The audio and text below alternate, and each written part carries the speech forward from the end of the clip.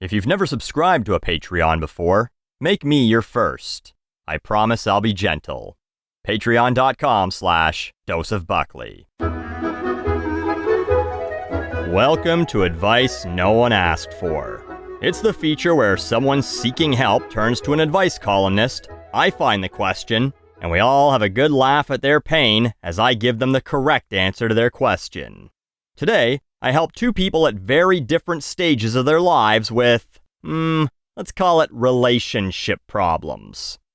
Dear question answerer who won't make me cry. A few weeks ago, my 14-year-old sister snuck out and had sex with a boy she met on Snapchat. I know this because my distraught mother decided to tell me. My sister lied to my parents repeatedly about it, but later, when they went through her phone, they found explicit images that a girl her age should never have. Furthermore, after they confiscated her phone, she acquired a new one from a friend and continues to message boys through Snapchat. She continues to lie to my parents when they ask her if she's communicating with anyone. She has been hanging around a toxic group of girls at school, and she's very impressionable. She isn't a bad person, but all this lying has left me confused and upset. What can I do to help her? Signed, how about Shocked Sister in Sinking Spring? Uh-oh, someone's sending your underage sister dick pics and getting her to send nudes to them? Sounds like Drake Bell's at it again. I like it when you say she's not a bad person as she lies to your parents and sneaks out to fuck dudes she had previously Snapchatted her undeveloped teenage tits to. Like, does she volunteer at a shelter doling out soup on the weekends? Read to the blind elderly? Or maybe she's giving Hummers to the homeless. Buckley, she's 14, come on now.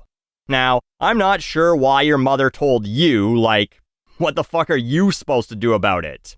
Can I assume you're the older sister, and maybe your mom thinks she'll listen to you because you're not an authority figure in her life, but a friend? Because otherwise, she is fucking in charge. Mom's the one who can do something about it. But we all know the harder you push, the worse it gets, right? Clearly, that's already happened. One of her other friends is like, "Here, I have an extra phone. Use this to Snapchat your cooter to boys. I got you, bestie." So, what can you do to help her?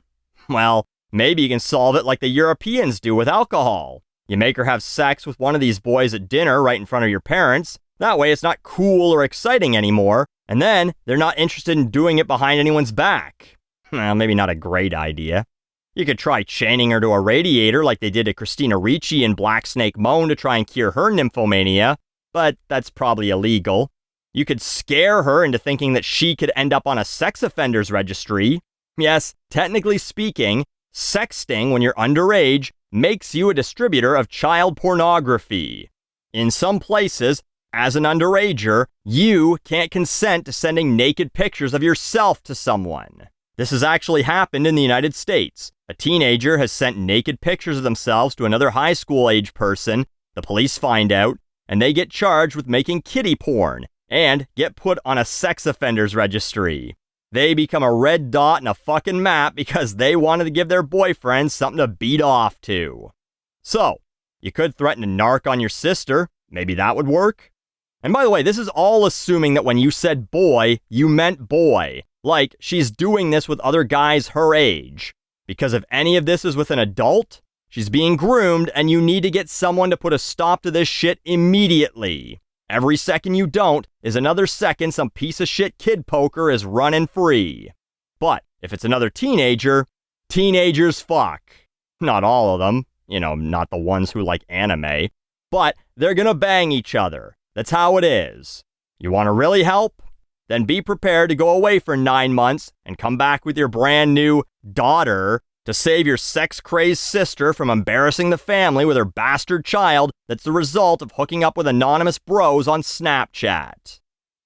We move on now to someone who's been legal for many, many moons.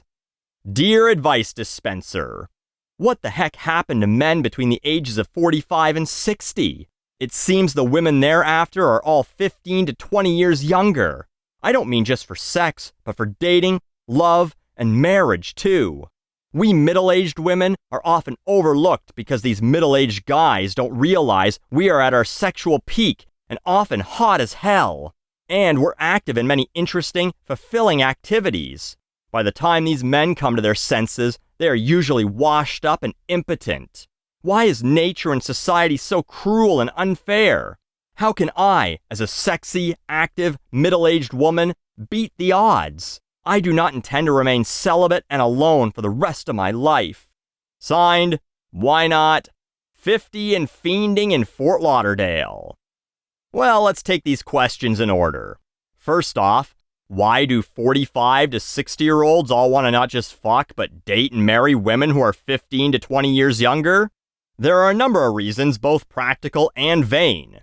From a vanity standpoint, yeah, it's a status symbol and an ego boost to be able to say, I still got it, when they're able to date someone younger, to be able to show off their hot young prize.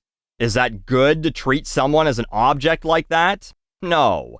But, as I've mentioned in other videos, it's a lizard brain thing, too. We're a bunch of gross animals, and our gross animal instincts say, fuck the childbearing ones, even if you don't want kids. From a practical standpoint, if you're 60 and you start dating a 40-year-old, or you're 50 dating a 30-year-old, and you get married and manage to make that last, when you're 80, they're only 60. They're still potentially working, bringing in an income. And if you start going downhill mentally or physically, now you got someone younger than you to help you out. Might be easier to get someone to help you wipe your ass when they've already had a finger up there, hey?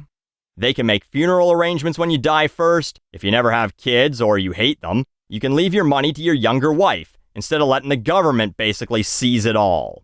It makes sense. So, if you think society is cruel and unfair, make it fair.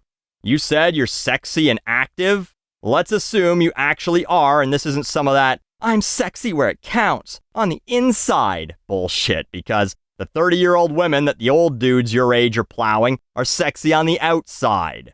So, flip the script and start boning guys 15 to 20 years younger than you. Oh, but how could I, a hot woman in her mid-40s to 50s, get fucked by younger dudes?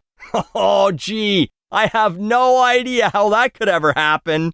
Like MILF isn't one of the most searched categories on the ol' hub. And like every MCU nerd wasn't drooling over Marissa Tomei in Spider-Man. She was in her mid-50s in those movies. Hell, she was 44 when she was getting naked in The Wrestler. What do you think, 20-year-olds were watching that going, ew, get out of here, Grandma?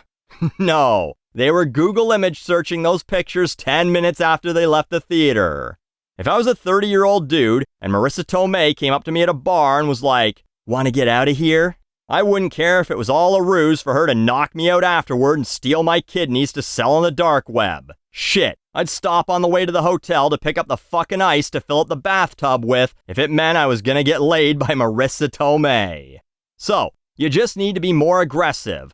You don't want to be celibate and alone for the rest of your quickly dwindling life? Then get out there and hit on those younger dudes. I guarantee you they're into it. And then, you don't have to worry about chasing guys that are going to be old, fat, and limp in a few short years while you're still wanting a guy limber enough to reenact some of the moves you saw at the Cirque du Soleil show you took them to. Or, stay at home and cry about it to some advice columnist. After all, there's no sense in letting all of your body parts dry up, is there? I'm Buckley, and you're welcome.